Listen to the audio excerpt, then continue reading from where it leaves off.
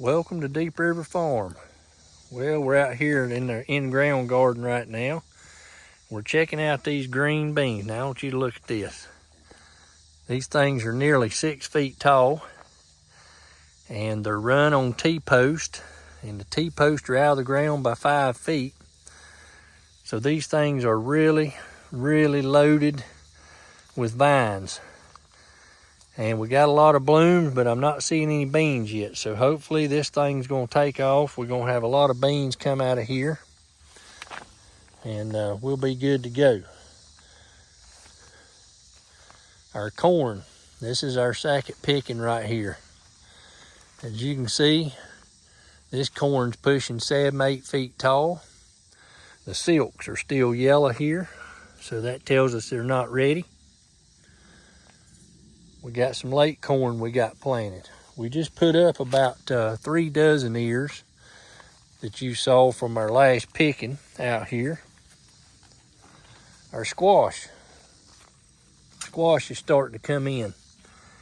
You can see it down in there. Just a little bit, it's coming in. Our strike beans, they starting to come in. Then our crowder peas over here. They'll be coming in about the time it frosts. And then this was our first picking of corn. It's pushing 8 feet tall. And most of the ears were ready. We still got one here that's on the way. You can see how it's turning brown. You can see the remnants on the ground of all the picking. Now you can tell in here why you need at least 5 feet between your rows. Without it, by the time everything spreads out on the ground, you ain't got nowhere to walk if you got anything less. And that's why it takes so much more room in a in-ground garden than it does in raised beds.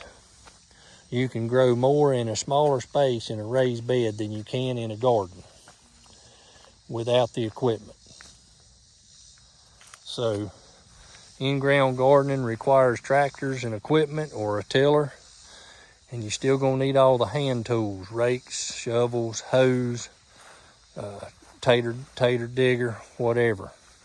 And you're still gonna need that if you're using a tractor.